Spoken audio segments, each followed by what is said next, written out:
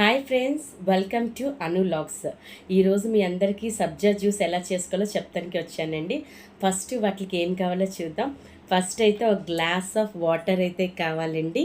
దీంతో పాటు మనం ఆల్రెడీ 2 to 3 అవర్స్ ముందు నానబెట్టుకున్న సబ్జా గింజలు కావాలి.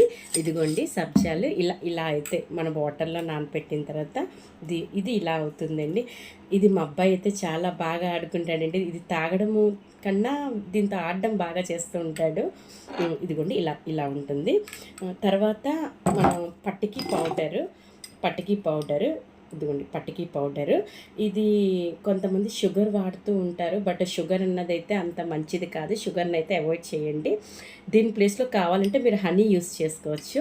దాంతోపాటు పుదీనా కొంచెం, ఒక హాఫ్ పీస్ లెమన్, దీంతో పాటుగా ఐస్ క్యూబ్స్.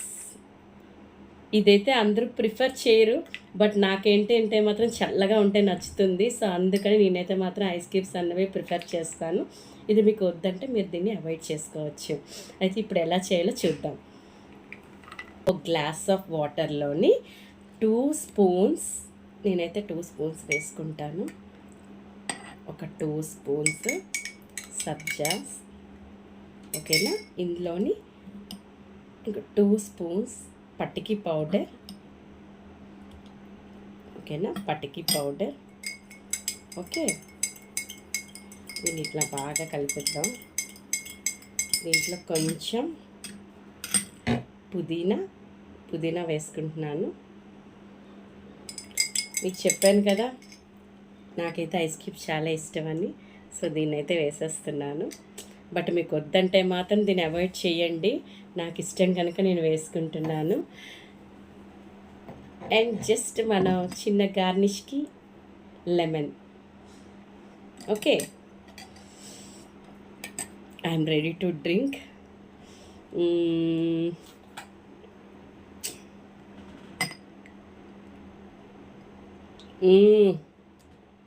చాలా బాగుందండి, చాలా కూల్గా ఉంది. ఇది మీరు కూడా ట్రై చేయండి, చాలా బాగుంటుంది. ఎస్పెషల్లీ సమ్మర్లో ఎవరి ఇంటికి వచ్చినా ఒక్క గ్లాసు సబ్జా వాటర్ ఇవ్వండి, వాళ్ళు చాలా హ్యాపీగా ఫీల్ అవుతారు. Okay friends, bye, happy summer.